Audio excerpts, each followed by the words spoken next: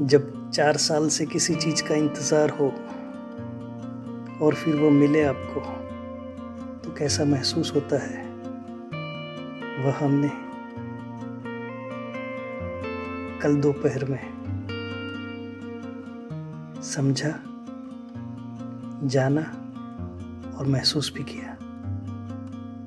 ये है गांधीनगर के बाजू में बहती हुई साबरमती नदी, और यह जो ब्रिज है ये कनेक्ट करता है गांधीनगर सिटी को गिफ्ट सिटी से। बेहद खूबसूरत जगह। एक अच्छी शाम बिताने के लिए हमेशा हम लोग यहाँ पर आया करते थे, लेकिन यह नदी के अंदर पानी बिल्कुल नहीं रहता था। ये ग्रीनरी जो देख रहे हैं 80% हमेशा बनी रहती है, लेकिन अब जो बारिश हुई है और उसकी वजह से आगे के डैम में से पानी को छोड़ा गया है, तो साबरमती नदी अपने पूरे सौंदर्य के साथ दोनों किनारे पर बह रही है। तो मानो एक उत्सव बन गया है। यहाँ पर राइट साइड में धौलेश्वर महादेव करके एक बहुत ही पुराना मंदिर है। वहाँ से हम लोग नीचे उतरे थे। यह मंदिर है, यहाँ से हम नीचे उतरे थे। एक छोटा सा टापू जैसा बन रखा था जहाँ पर हम लोग बैठे। एक हसीन शाम नहीं, लेकिन एक हसीन दोपहर हमने बिताई, जहाँ पर वक्त का पता ही नहीं चला कि कैसे निकल गया। और हम जब घर लौटे तो ऑलमोस्ट 2-2.5 घंटे हो चुके थे। यह पानी कुछ भी चार्ज किए बिना उसकी सिर्फ आवाज से आपको इतना सुकून देती है। आदमी, औरतें, बच्चे, बूढ़े, कोई भी हो, इनफैक्ट पक्षियों को भी इतना मज़ा आ गया है पानी को देख करके कि बात न पूछे। यही कुछ जंगली बबूल ट्रीज है जिसको बहुत टाइम पहले लगाया गया था। ये छोटा सा बीच जैसा बन रखा था जहाँ पर हमने अपनी छोटी सी पिकनिक मना दी। मैं, महर्षि, प्रियांशु और उसका भांजा, 4 लोग जब यहाँ आए थे, हमने सोचा नहीं था कि हम लोग को इतना मज़ा आएगा। पानी एकदम साफ है, बस यही है कि इतनी बारिश होने की वजह से मिट्टी उसमें मिल गई है। जैसे सोए रहो आप हमेशा के लिए, ध्यान ड्रोन चलाने में मशगूल। लेकिन देख लिया महर्षि भी आसमान का मजा लेते हुए, लेकिन वो कंप्लेन कर रहा था कि इतनी लाइट है, मेरी आंखें नहीं खुल रही है।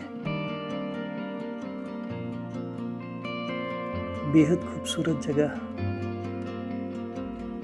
बच्चे आए हुए थे जो देख रहे हैं, इतनी मजा ले रहे हैं। ये पानी का एक बात है कि यहाँ पर आप अंदर स्विमिंग के लिए नहीं घुस सकते। जब 4 साल से नदी कोरी थी, जब पानी नहीं था, तो इसमें से जो भालू होता है, सैंड होता है, उसका इतना खनन किया हुआ है, इतना माइनिंग हो रखा है, पता नहीं लीगल है इलीगल है, गॉड नोस। बट अगर सूखी नदी को कोई देखेगा तो समझेगा कि इतने डीप खड्डे हो रखे हैं उसके अंदर कि अगर आप गलती से भी इस पानी के अंदर हल्का चले जाइए तो एक कदम आपका समझो 4-5 इंच डूबा हुआ है, लेकिन दूसरे ही कदम के अंदर आप 3-4 फीट नीचे चले जाएंगे। ये हमारा बीच और ये नदी एक किनारे से दूसरे किनारे तक जैसे पानी समंदर का हो, लहराता हुआ, उमड़ता हुआ, आवाज़ करता हुआ ठंडक देता हुआ, मज़े करता हुआ, अपनी मस्ती में धून रहता हुआ। और शहर के अंदर तो समझो एक उत्साह, एक त्योहार का माहौल बना रखा है। यह जगह जो लगभग सूनी पड़ी रहती थी, आज अगर हम जाते हैं तो एक उत्सव का माहौल बन चुका है। हजारों की तादाद के अंदर लोग आते हैं। वहाँ सामने से आप देख रहे हो कैसे हम लोग नीचे उतरे थे।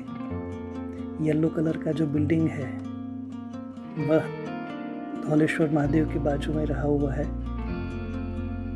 और इस तरफ गिफ्ट सिटी। पानी का दर्शन तो पूरा दिन भी करते रहो तो आप थकोगे नहीं। बाय द वे 2 बजे का वक्त रहा होगा जब हम लोग वहां गए थे। इतना खूबसूरत, और घर से लगभग 1.5 किलोमीटर की नज़दीकी पर। तो हमारी तो समझो गंगा जा कर के जो मज़ा करने की एक तमन्ना होती रहती थी हमेशा, वो यहीं पर पूरी हो गई। शहर लगभग आबसा है। नदी से करीब 200 मीटर के अंतर पर इतना जबरदस्त कंस्ट्रक्शन चालू है जिसकी एक झलक आपको दिख रही है यहाँ पर। एक तरह से लगता है कि विकास अच्छी चीज है, डेवलपमेंट होना चाहिए। रोड देखिए कितना सुंदर बना हुआ है, लेकिन यह धौलेश्वर मंदिर और ये जो पुल, यह नदी और सामने गिफ्ट सिटी, इसका सही सौंदर्य जो है ये मुझे लगता है ग्रीनरी और नदी की वजह से हो रहा है।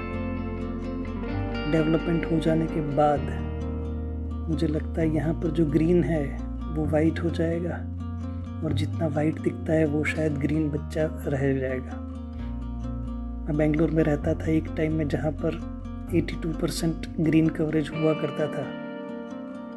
आज वहाँ पर 92% कंस्ट्रक्शन है और 8% ग्रीन कवर बचा हुआ है। भगवान करे मेरी सिटी को ये नज़र न लग जाए। डेवलपमेंट थोड़ा कम होगा तो चलेगा। खैर ये सब लंबे टाइम की बातें हैं। हमने तो मज़ा करने आए थे। ये देखिए हमारी जगह। कुछ लोग आए हुए हैं, सोच रहे हैं कि बॉर्डर क्रॉस करे कि नहीं करे। बच्चे तो मज़ा उड़ा रहे, देखिए एकदम से मज़ा ले रहे। मैं भी पता नहीं क्या सोच में पड़ा हूँ। इनफैक्ट ये जगह ऐसी है कि ऑटोमेटिक मेडिटेशन हो जाता है, सोचने की भी ज़रूरत नहीं पड़ती है। क्यों सोचना है? हम जब सोचते हैं तो यही सोचते हैं कि कहाँ जाए और कैसे मज़ा करें, जीवन में आनंद कैसे लाए। और जब वहाँ पहुँच गए तो फिर क्या सोचना। शायद लिविंग इन द मोमेंट इसी को कहते होंगे, जब मनोमस्तिष्क में कोई विचार ना आए, चेहरे पर हल्की मुस्कान ऐसे ही बनी